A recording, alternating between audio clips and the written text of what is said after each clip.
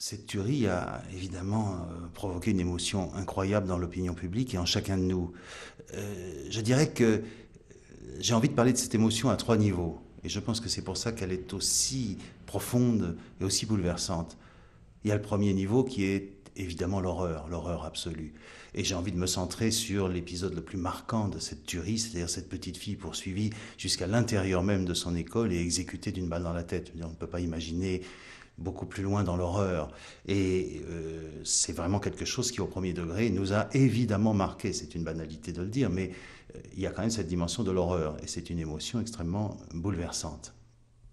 Ce qui nous intéresse peut-être davantage ici, c'est le deuxième niveau, qui est assez curieux, c'est-à-dire qu'il se passe quelque chose, si l'on veut réduire l'événement vraiment à sa factualité, il s'est passé quelque chose d'incroyable, c'est-à-dire qu'un Français a tué une Française.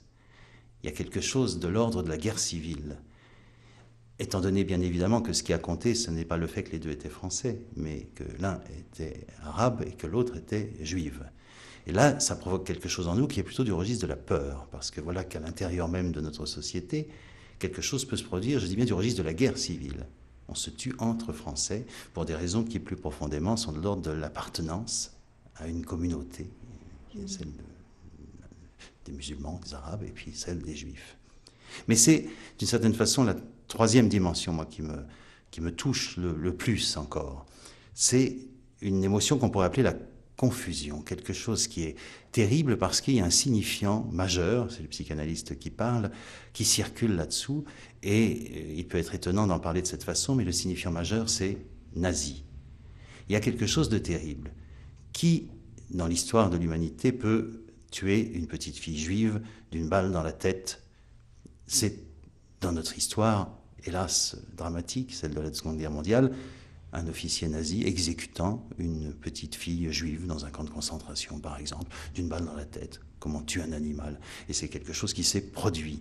Et immanquablement, cette exécution, du fait simplement que cette petite fille était juive, c'est la seule motivation pour la tuer, nous renvoie aussi à cette période.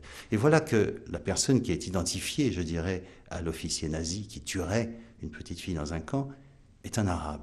Un arabe évidemment pro-palestinien qui agit d'une certaine façon pour venger ses frères palestiniens victimes des juifs, ce qui est extrêmement troublant.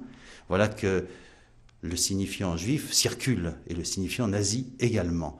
Et je pense que dans l'inconscient collectif, c'est quelque chose qui immanquablement a circulé et a, j'allais dire, porté l'émotion à sa puissance maximale.